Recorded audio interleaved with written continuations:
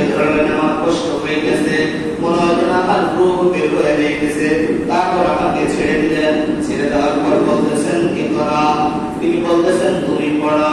قال رسول الله صلى الله عليه وسلم ما انا بقارئ, আল্লাহ রাসূল সাল্লাল্লাহু আলাইহি ওয়াসাল্লাম বলেন আমি পড়তে জানি না।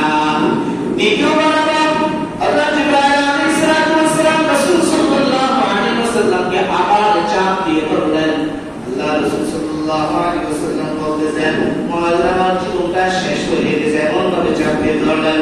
কিছুক্ষণ ধরার পর আবার আমাকে ছেড়ে দিলেন। ছেড়ে দেওয়ার পর বলতেছেন ইকরা। وقال رسول الله صلى الله عليه وسلم ما انا بقارئ, দ্বিতীয়বার আল্লাহ রাসূল সাল্লাল্লাহু আলাইহি ওয়াসাল্লাম বলতেছেন আমি পড়তে জানি না, আমি পড়তে পারি না। তৃতীয়বার আল্লাহ জিবরাইল আলাইহিস সালাম রাসূল সাল্লাল্লাহু আলাইহি ওয়াসাল্লামকে আবারও চাপ দিয়ে ধরলেন। রাসূল সাল্লাল্লাহু আলাইহি ওয়াসাল্লাম বলতেছেন আমার অনেক কষ্ট হচ্ছিল, মনে হয় আমার রূহ বের হয়ে গেছে, আমার কাছে খারাপ লাগছিল। দীর্ঘ সময় চাপ দিয়ে ধরার পর তারপর আমাকে ছেড়ে দেন। ছেড়ে দেওয়ার পর বলতেছে قال رسول الله, হে আল্লাহ রাসূল আপনি পড়েন।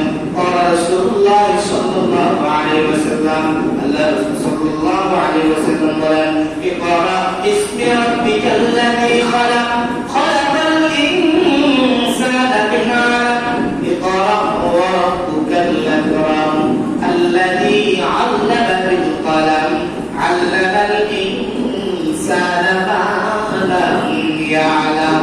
তৃতীয়বার খুব চাপ দেওয়ার পর যখন ছেড়ে দেওয়া তাৎক্ষণিকভাবে সূরা আলাকের আল্লাহ রাসূল সাল্লাল্লাহু আলাইহি ওয়াসাল্লাম টানা 5টি আয়াত পড়ে ফেলেন। সুবহানাল্লাহ।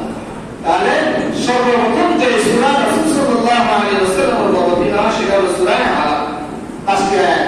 ইকরা বিসমি রাব্বিকাল্লাযী খালাক, খালাকাল ইনসানা মিন আলাক, ইকরা ওয়া রাব্বুকাল আকরাম الذي علم بالقلم, علم الإنسان ما لم يعلم.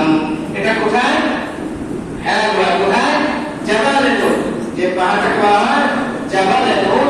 এই হেরা গুহার মধ্যে এই ছোট্ট জায়গায় যে স্থানে রাসূল সাল্লাল্লাহু আলাইহি ওয়াসাল্লাম ইবাদত করতেছিলেন সেই স্থানে সর্বপ্রথম কোরআন নাযিল হয়।